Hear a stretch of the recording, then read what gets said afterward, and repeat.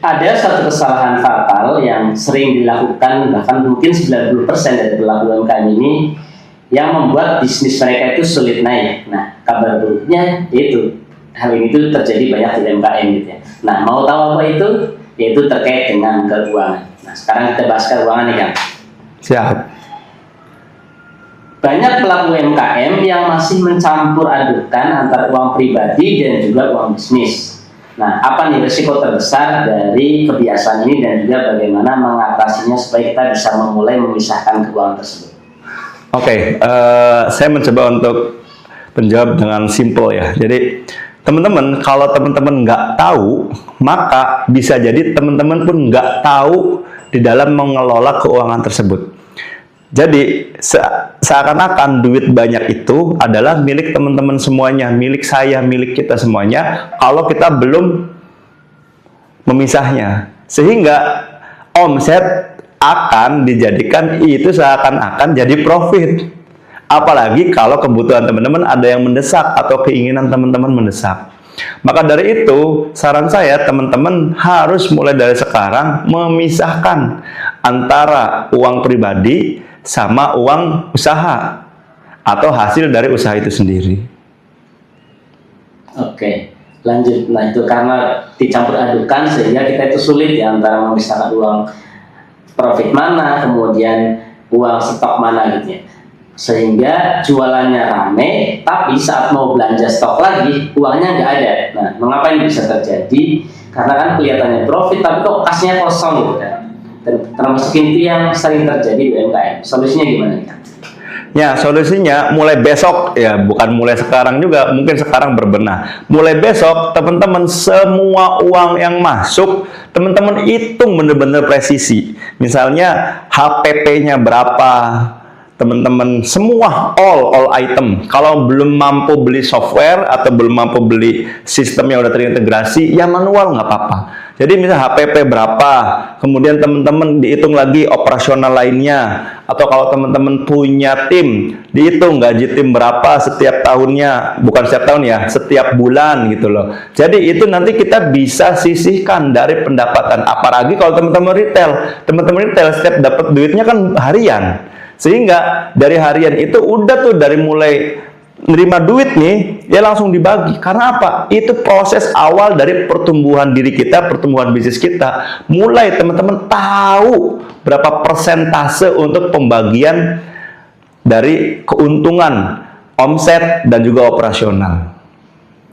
Nah, terkait dengan harga jual ya, kalau sekarang itu ya banyak lah, entah itu di offline ataupun online, ada istilah perang harga. Nah, gimana caranya menentukan harga jual yang kompetitif, tapi ya margin kita juga masih oke gitu, keuntungan masih dapat, tidak terjebak dalam perang harga tersebut.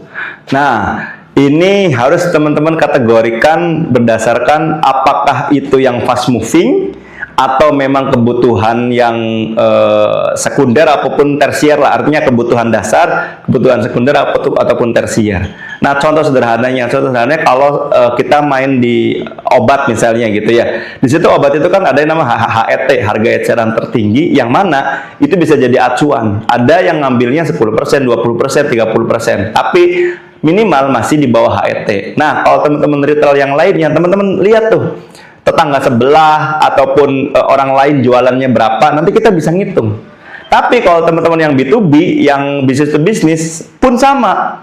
Yang pasti teman-teman B2B ini kita memposisikan diri kita sebagai apa? Sebagai yang paling murah, sebagai yang lengkap. Nah, itu juga nanti akan beda. Kalau yang paling murah ya udah berarti mengambilnya ya memang sedikit marginnya. Tapi kata kuncinya nih, itu menutupi semua biaya operasional yang kita keluarkan setiap bulannya. Kalau nggak nutupi, mending dicek lagi deh.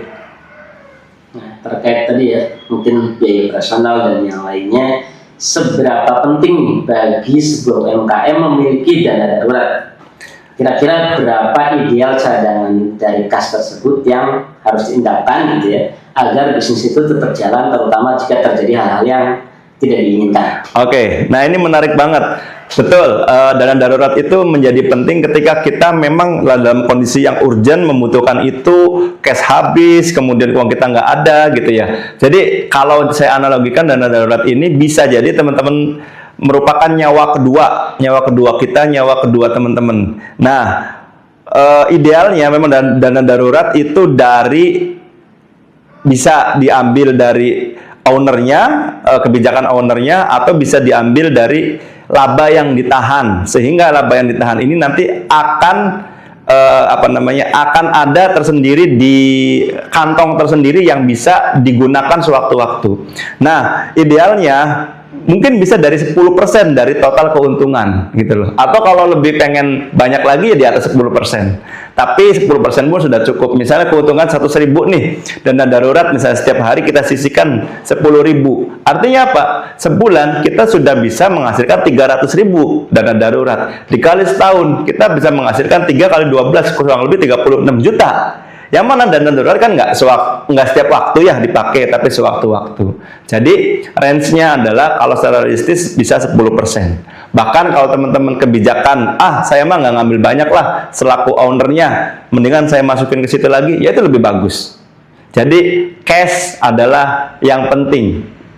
Oke, kalau tadi dana darurat itu kan 10%. Nah, kalau dana atau gaji untuk si pemilik dari bisnis owner itu sendiri ya. Nah, sebagai pemilik UMKM itu, kita ini ngambil uangnya itu seperti apa ya kan? Apakah kita ngambil sesuka hati atau harus digaji? Kalau harus digaji, penentuannya itu seperti apa biar pantas? Ya, jadi ada balik lagi ya kebijaksanaan kita gitu loh. Ada orang yang memang sistemnya gaji. Ya udah oke, misalnya profit sebulan misalnya net 60 juta misalnya. Teman-teman ya udah dari 60 juta itu tadi bagi split ke dana darurat, kemudian balikin lagi untuk cash flow, dan sisanya teman-teman cuma ngambil 20 juta misalnya. Gampangnya seperti itu. Jadi kita ngambil gaji itu dibatasin, atau misalnya bukan gaji, ya udah sisa dari usaha gitu lah, sisa dari usaha, keuntungan yang didapat misalnya kita ambil, tapi kita ambil pun bukan untuk kita semua, tapi untuk kita split lagi gitu. Nah itu balik lagi ke tergantung teman-teman gitu sendiri gitu. Artinya kalau teman-teman yakin bahwa yang teman-teman ambil itu tidak lebih besar daripada cash flow di tempat teman-teman, itu masih oke. Atau kalau misalnya karena masih UMKM gitu ya, usaha kita butuh, maka kita pinjamin dulu duit kita, sehingga suatu waktu nanti duit kita dibalikin lagi. Jadi kata kuncinya adalah balance. Balance, kita ngambil juga standar, kemudian kita gaji juga standar, tapi si bisnis kita tetap jalan. Jangan sampai kita tadi greedy, kita maruk untuk menghabiskan semuanya. Ya. Kalau terkait dengan pencatatan di keuangan, kapan nih bagi UMKM itu harus beralih gitu ya, atau misalkan ditambahin dengan aplikasi keuangan digital yang misalkan dulunya manual aja gitu, yang ternyata setelah itu ribet dan nggak mau ngerjain gitu yang sejenisnya, ya biar bisa berjalan terus. Kapan nih ada yang manual dan juga ada digitalnya juga? Nah, kita gampang cek. Sebetulnya tadi udah ada kata kuncinya, ketika kita udah ngerasa ribet. Jadi ketika udah ngerasa ribet, teman-teman udah puyeng, nah itu saatnya. Berarti apa? Berarti teman-teman udah bertumbuh. Maka teman-teman harus merelakan, mengikhlaskan teman-teman ada budgeting untuk pencatatan itu. Nggak mahal kok, setiap tahun misal langganan berapa juta gitu, demi menyelamatkan kebocoran, demi menyelamatkan uang-uang yang jatuh kita nggak tahu di mana, atau bahkan fraud dari nauzubillah karyawan kita, dari tim kita gitu. Nah, jadi pada saat ribet, pada saat udah pusing, nah itu momentum yang tepat. Tapi tentunya teman-teman pun harus tetap, walaupun udah ada itu, tetap untuk mengawasi, atau tetap kita tahu jalannya software itu, jalannya aplikasi itu gitu. Dan itu memudahkan banget dan sudah banyak sekali. Nanti kita bisa samakan di aplikasi berapa, misalnya di software berapa, kenyataannya berapa. Nah, ini validasinya seperti itu gitu ya. Berarti setelah kita menggunakan aplikasi yang berbentuk digital ya, aplikasi seperti itu, masih perlu nggak untuk yang manualnya?